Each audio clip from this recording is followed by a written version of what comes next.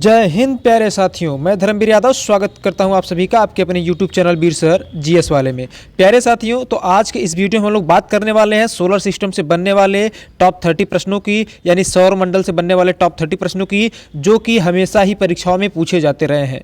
ये जो प्रश्न है न सिर्फ उत्तर प्रदेश पुलिस के लिए इम्पोर्टेंट है, बल्कि यह UPP, UPSI, UP TET, super TET, PCS, railway, या फिर हम ये कह सकें कि जितने भी परीक्षाएं होती हैं भारत में, सभी परीक्षाओं में यहाँ से प्रश्न पूछे जा चुके हैं और आने वाली परीक्षाओं में यहाँ से प्रश्न अवश्य पूछे जाएंगे। तो प्यारे साथियों, यह एक ऐसा टॉपिक है जहाँ से सभी परीक्षाओं में एक प्रश्न पक्का ही पूछता है, तो आप लोग इसको क्या करिए, जरूर से जरूर देखिए। ठीक है प्यारे साथियों, जी हाँ, आइए हम लोग बात करते हैं सौरमंडल की। देखिए यहाँ पे मैंने चित्र भी लगाया हुआ है। तो जो सोलर सिस्टम पर वीडियो है ना प्यारे, इसका मैंने एक वीडियो दिया है आपको दोपहर के 12 बजे, जो कि थियोरेटिकल वीडियो है, यानी कि उसमें मैंने पूरा का पूरा थियरी के बारे में बात किया है। तो आप लोग उसको भी देख सकते हैं। उसका जो लिंक है मैं इस वीडियो के डिस्क्रिप्शन बॉक्स में दे दूंगा, आप लोग वहां से भी देख सकते हैं। ठीक है, जी हाँ, आइए तो हम लोग आज के अपने पहले प्रश्न पर बात करें। तो आज का हमारा पहला प्रश्न है, क्या है साथियों, कह रहे कि सौरमंडल में कुल कितने ग्रह है? सौरमंडल में कुल कितने ग्रह है? तो मैंने आपको बताया है कि सौरमंडल में टोटल जो ग्रहों की संख्या प्यारे कितना है,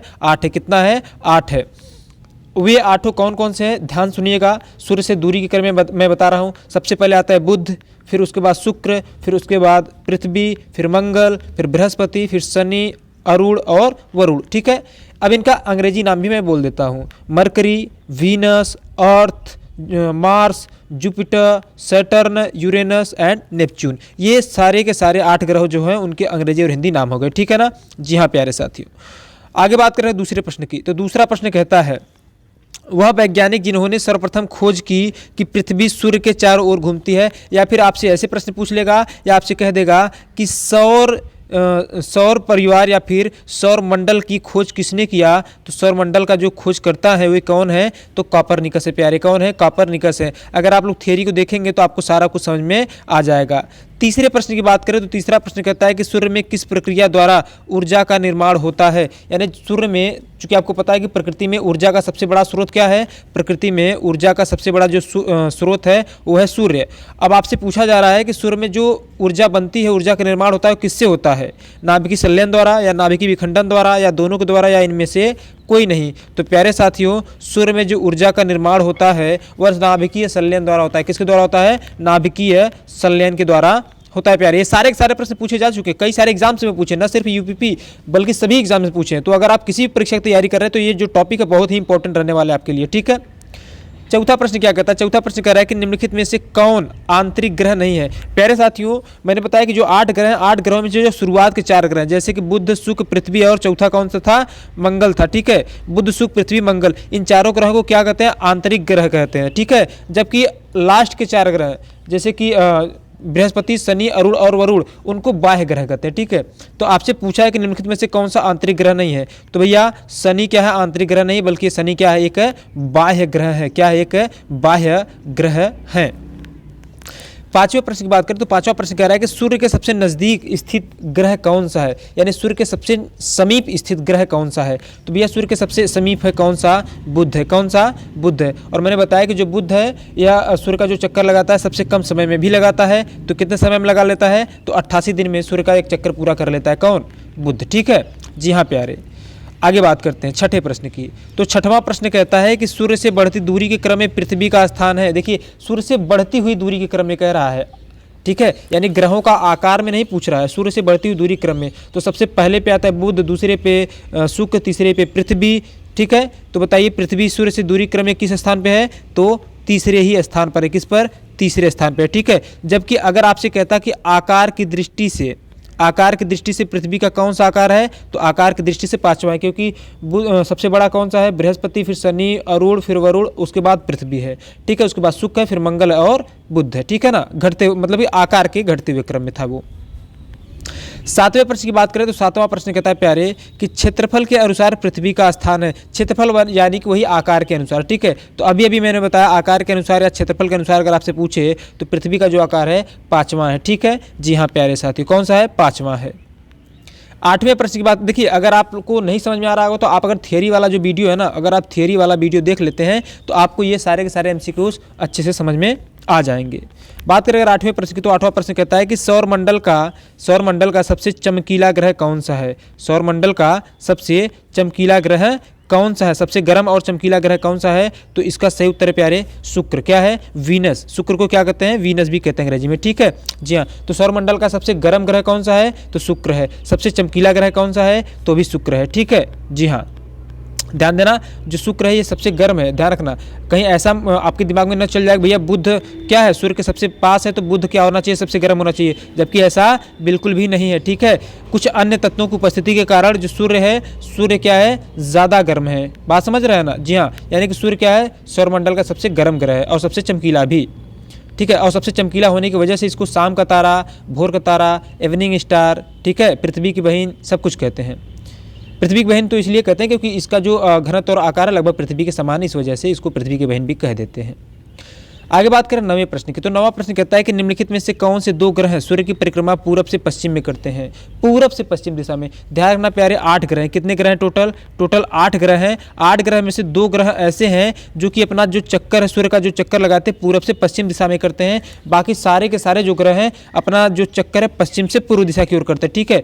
लेकिन जो पूरब से पश्चिम दिशा में चक्कर लगाते हैं वे हैं शुक्र और अरुण है। कौन है? शुक्र और अरुण। यानी कि शुरुआत का दूसरा ग्रह है और अंतिम से दूसरा ग्रह, ये दोनों ग्रह ऐसे हैं जो कि क्या करते हैं?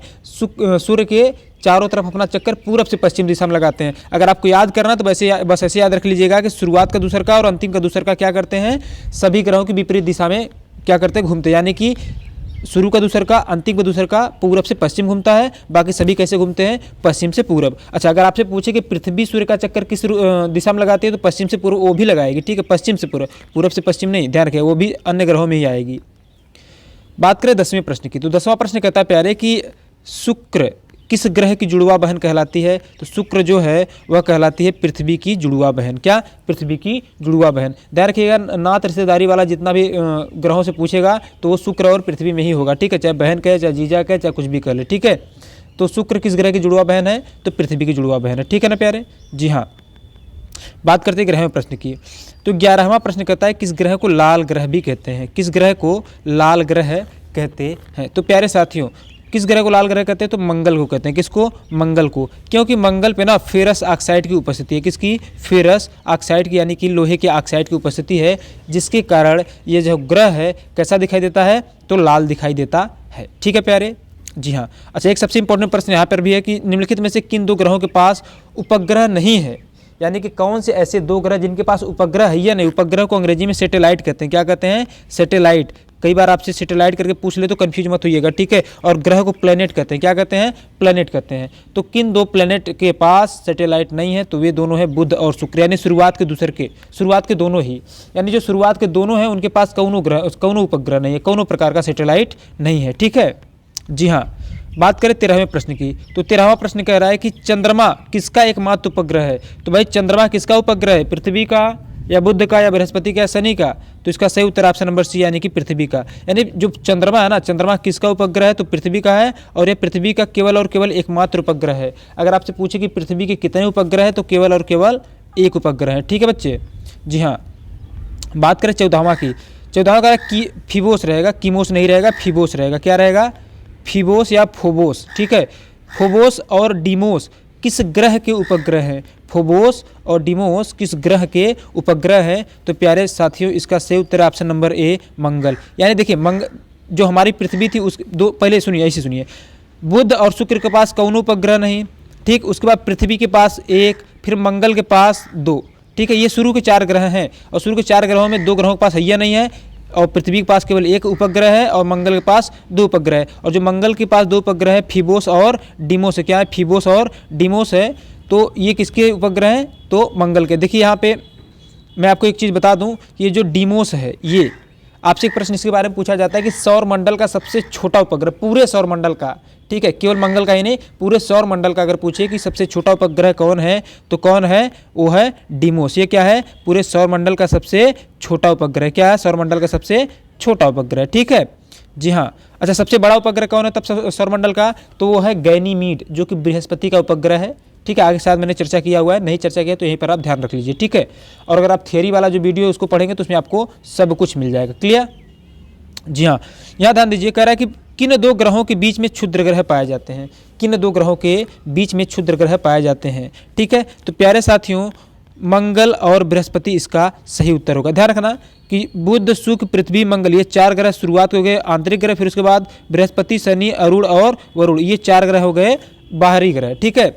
यानी शुरू के 4 ग्रह आंतरिक, अंतिम के 4 ग्रह बाह्य, और इन्हीं के बीच में छोटे छोटे पिंड पाए जाते हैं जिनको हम लोग क्या कहते हैं, एस्टेरॉयड या मेटेरॉयड्स कहते हैं। तो प्यारे साथियों, इन्हीं को हम लोग हिंदी में कहते हैं क्षुद्र ग्रह, ठीक। तो अगर आपसे पूछ रहा है क्षुद्र ग्रह किन दो ग्रहों के बीच में पाया जा रहा है, तो बताइए अंतिम ये चौथा ग्रह कौन सा है, तो मंगल है, और इधर का पहला ग्रह कौन है, तो ये है बृहस्पति। तो मंगल और बृहस्पति ग्रह के बीच में क्या पाए जाते हैं, क्षुद्र ग्रह पाए जाते हैं प्यारे साथियों, ठीक है। यह बड़ा इंपॉर्टेंट प्रश्न है, पूछा गया है।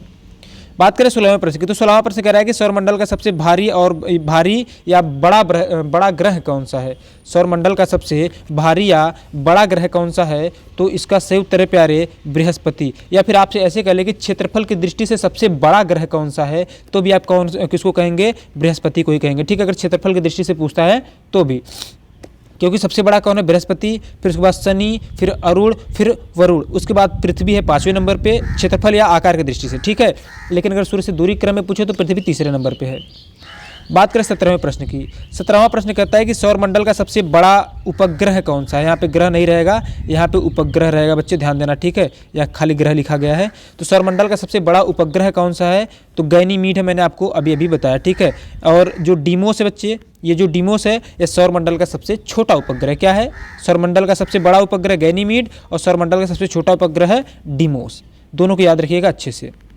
18वां प्रश्न की बात करते हैं। 18वां प्रश्न आपसे पूछता है कि किस ग्रह के पास सर्वाधिक ग्रह है, ग्रह नहीं रहेगा उपग्रह रहेगा, देखिए इसमें भी ग्रह लिखा गया, किस ग्रह के पास सर्वाधिक उपग्रह है बच्चे, तो इसका सही उत्तर है, बताइए, बृहस्पति, शनि, मंगल या वरुण। तो प्यारे साथी उसका सही उत्तर ऑप्शन नंबर शनि या सी, यानी कि शनि क्या है, शनि है। यानी किस ग्रह के पास अगर आपसे पूछता है कि सर्वाधिक उपग्रह है, सर्वाधिक सैटेलाइट्स है ना, तो उसका सही उत्तर होगा शनि यानी कि सैटर्न, ठीक है। जी हाँ। 19वें प्रश्न की अगर हम बात करें तो देखिए 19वां प्रश्न क्या कहता है। 19वां प्रश्न कहता है कि अपसौर की घटना कब होती है। अपसौर का क्या होता है समझिएगा, जब सूर्य और पृथ्वी सबसे नज़दीक वाली स्थिति में होते हैं तो उसको क्या कहते हैं हम लोग, तो उसको हम लोग कहते हैं अपसौर। अब अगर हम आपसे पूछे कि सूर्य और पृथ्वी के बीच सबसे कम दूरी यानी कि जो पृथ्वी है सूर्य के सबसे नज़दीक कब होता है, तो यह होता है 3 जनवरी को। कब होता है, तो यह होता है 3 जनवरी को। और 3 जनवरी को जब पृथ्वी सूर्य के सबसे नज़दीक होती है तो इस घटना को अपसौर कहते हैं। लेकिन अगर आपसे ये बात कहे या फिर ये प्रश्न पूछे कि जो पृथ्वी है सूर्य से सबसे अधिक दूरी पर कब होती है, तो वो उसका सही उत्तर होगा 4 जुलाई, जिसको मैंने अभी आगे मैं बताऊंगा अभी। तो 4 जुलाई वाले घटना को अपसौर कहते हैं और 3 जनवरी वाले घटना को 3 जनवरी वाले घटना को अपसौर और 4 जनवरी वाले को उपसौर कहते हैं। क्या कहते हैं, उपसौर कहते हैं। उपसौर का मतलब है कि पृथ्वी सूर्य से सबसे अधिक दूरी पर है और अपसौर का मतलब है कि पृथ्वी सूर्य से सबसे नज़दीक दूरी पर है, ठीक है।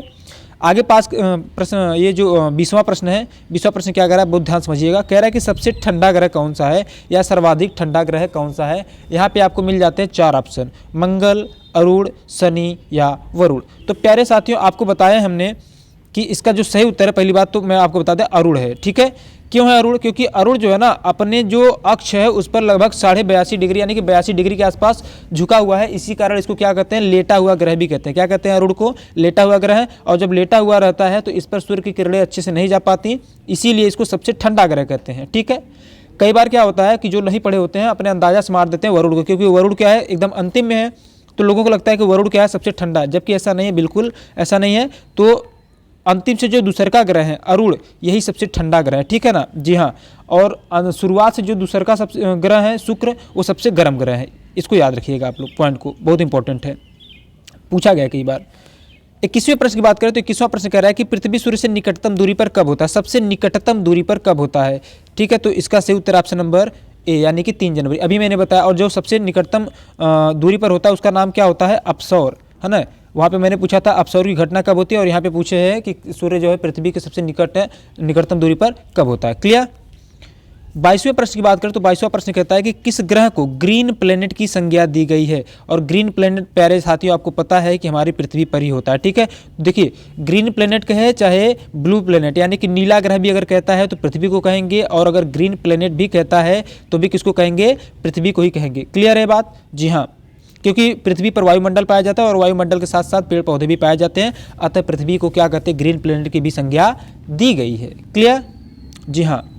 अच्छा, पृथ्वी को नीला ग्रह भी कहते हैं। क्यों नीला ग्रह कहते हैं? क्योंकि यह अंतरिक्ष से देखने में नीला दिखाई पड़ती है। अभी मैं आपको इसके बारे में आगे प्रश्न मैंने इंक्लूड किया है, शामिल किया है, मैं बता देता हूँ। आगे बात करें 23वें प्रश्न की, तो 23वां प्रश्न कहता है कि सूर्य का प्रकाश पृथ्वी पर पहुँचता है लगभग कितने मिनट में। तो प्यारे साथियों इसका सही उत्तर ऑप्शन नंबर सी 8 मिनट में। कितने मिनट में? 8 मिनट में। तो प्यारे साथियों ये कई बार आपसे कई परीक्षाओं में पूछा जा चुका है, तो ये थोड़ा सा सरल प्रश्न हो जाता है, लेकिन आपके माइंड में ये चीज़ होना चाहिए, आपको याद होना चाहिए, कहीं आप भूल ना जाए। ठीक है, बात करें 24वें प्रश्न की, तो 24वां प्रश्न क्या कह रहा है, यह कह रहा है कि सूर्य वर्ष में कितनी बार विषुवत रेखा पर लंबवत चमकता है। बहुत इंपॉर्टेंट प्रश्न, बहुत इंपॉर्टेंट प्रश्न है। कह रहा है कि सूर्य जो है कितनी बार विषुवत रेखा पर लंबवत चमकता है। तो इसका सही उत्तर है प्यारे ऑप्शन नंबर बी यानी कि 2 बार। अगर हम बात करें कै बार मतलब कब कब चमकता है, तो एक चमकता है 21 मार्च को, एक बार चमकता है 21 मार्च को, और एक बार चमकता है 23 सितंबर को। कब? 23 सितंबर को। यानी प्रत्येक 6 माह पे क्या होता है, प्रत्येक 6 माह पे जो सूर्य है विषुवत रेखा पर लंबवत चमकता है। ठीक है, तो 21 मार्च और 23 सितंबर ये 2 डेट है जब सूर्य क्या होता है, विषुवत रेखा पर लंबवत चमकता है। बात करें आगे 25वें प्रश्न की। 25वां प्रश्न कह रहा है कि इवनिंग स्टार किस ग्रह को कहते हैं। चाहे वही मैंने बताया ना कि चाहे सांझ का तारा, शाम का तारा या भोर का तारा कुछ भी पूछे, या फिर सबसे चमकीला तारा, तो उसका सही उत्तर क्या होना चाहिए, शुक्र होना चाहिए। क्या होना चाहिए प्यारे? शुक्र होना चाहिए। ठीक है, जी हाँ। बात करें 26वें प्रश्न की, तो कि 26वां किसका उपग्रह है। तो प्यारे साथियों यहाँ 4 ऑप्शन है, बुध, शनि, अरुण या वरुण। तो प्यारे साथियों जो टाइटन है ये किसका उपग्रह है, तो यह शनि का सबसे बड़ा उपग्रह है। शनि का सबसे बड़ा उपग्रह कौन है? टाइटन। इसके बारे में बहुत सारा मतलब कई परीक्षाओं में पूछा गया है। हालांकि जो शनि के उपग्रह है इसके पास सबसे ज़्यादा उपग्रह है। क्या है? इसके पास सबसे ज़्यादा उपग्रह है। किसके पास? शनि के पास। उसके बाद बृहस्पति के पास है। ठीक है ना? जी हाँ। 27वां प्रश्न कह रहा है कि सल्फर डाइऑक्साइड के कारण किस ग्रह का रंग पीला दिखाई देता है। सल्फर डाइऑक्साइड के कारण तो आपके पास 4 ऑप्शन है, मंगल, शनि, अरुण या बृहस्पति। तो प्यारे साथी इसका भी सही उत्तर क्या है, ऑप्शन नंबर बी यानी कि शनि। यानी कि सल्फर डाइऑक्साइड के कारण या सल्फ्यूरिक अम्ल के कारण किस ग्रह का रंग पीला दिखाई देता है, तो शनि का। ठीक है, जी हाँ। बात करें 28वें प्रश्न की। 28वां प्रश्न कहता है कि किस ग्रह को हम लोग नीला ग्रह की भी संज्ञा देते हैं, फिर नीला ग्रह भी कहते हैं। तो प्यारे साथियों नीला ग्रह किसको कहते हैं हम लोग? पृथ्वी को कहते हैं, और पृथ्वी को ही ग्रीन प्लेनेट की भी संज्ञा दिया गया है, ध्यान रखिएगा। ठीक है, और नीला ग्रह इसलिए कहते हैं क्योंकि अंतरिक्ष से देखने में पृथ्वी क्या है, नीला दिखाई पड़ती है। और नीला क्यों दिखाई पड़ता है? क्योंकि पृथ्वी पर 71% क्या है, जल पाया जाता है। ठीक है ना, इसके कारण कहा जाता है। 29वां प्रश्न, उपसौर की घटना। मैंने आगे चर्चा किया कि उपसौर की घटना कब होती है प्यारे, तो इसका सही उत्तर ऑप्शन नंबर बी यानी कि 4 जुलाई। और अपसौर की घटना कब होती है, तो 3 जनवरी को। उपसौर का मतलब है कि यह ऐसा समय होता है जब पृथ्वी क्या होता है, सूर्य से सबसे ज़्यादा दूरी पर होता है। अपसौर कहेगा तो सूर्य जो है पृथ्वी से क्या होगा, सबसे नज़दीक स्थिति पे होगा। ठीक है, बात करें 30वां प्रश्न की। तो 30वां प्रश्न कहता है कि पृथ्वी को सूर्य की परिक्रमा करने में कितना समय लगता है। पृथ्वी को सूर्य की परिक्रमा करने में कितना समय लगता है प्यारे, ये तो आपसे बड़ा इंपॉर्टेंट प्रश्न है। जिसको मतलब केवल फैक्ट याद होगा तो कहेगा 365 दिन, जबकि ऐसा नहीं प्यारे, ये है 365.25 दिन। देखिए यहाँ पे मैंने इसीलिए इसको मेंशन किया है। क्यों मेंशन किया है, ध्यान दीजिएगा। इसलिए मेंशन किया हमने क्योंकि क्या होता है ना कि हमको जो है कि 365 दिन बताया जाता है, जबकि आप सभी लोग जानते हैं कि प्रत्येक 4 वर्ष बाद प्रत्येक 4 वर्ष बाद एक लीप वर्ष आता है, और लीप वर्ष में 366 दिन होते हैं। कितने दिन होते हैं? 66 दिन। अगर 4 साल बाद आता है तो इसका मतलब है कि 0.25 दिन क्या होता है, बचता है। 0.25 दिन जब 4 बार बचेगा तो क्या हो जाएगा, 1 हो जाएगा, और अंत में क्या होता है, 365 में एक दिन जब जुड़ता है तो 66 हो जाता है। ठीक है, तो पृथ्वी को सूर्य की परिक्रमा करने में कितना समय लगता है, तो 365.25 दिन। अगर ऑप्शन में ये सब नहीं रहेगा तब तो आप 365 टिक करिएगा, लेकिन इस प्रकार से अगर आपसे पूछता है तो 365.25 दिन लगता है। ठीक है, जी हाँ। तो प्यारे साथियों यहाँ पे हो गया आपका सौरमंडल। यहाँ मैं आपको बता देता हूँ चित्र में। देखिए ये सूर्य है, ठीक है। उसके बाद यहाँ पे ध्यान दीजिए, सूर्य के बाद यहाँ पे आप जरा सा ध्यान देंगे। देखिए ये आपको जो छोटा वाला दिख रहा है ये है बुध, ये है शुक्र, ये है पृथ्वी, ये है मंगल, ये है बृहस्पति और यहाँ पर ये छठवें पर है शनि और ये है अरुण और ये है वरुण। ठीक है, तो प्यारे साथियों ये हो गए आपके टोटल 8 ग्रह। और इन ग्रहों के बारे में जो थियोरी वाला वीडियो है मैंने आपको अच्छे से पढ़ाया है, आप लोग अगर नहीं देखे तो आप लोग उन सारे वीडियो को भी देख सकते हैं। ठीक है जी हाँ, और हाँ, अगर आपको वीडियो अच्छा लगा है तो वीडियो को लाइक करिएगा, शेयर करिएगा अपने साथियों में, और साथ ही साथ सबसे ज़रूरी बात कि सब्सक्राइब अवश्य करिएगा, क्योंकि इस प्रकार के वीडियो आपको इस चैनल पर लगातार मिलते रहेंगे। तो प्यारे साथियों, मिलते हैं आपसे अगले वीडियो में, तब तक के लिए जय हिंद, जय भारत।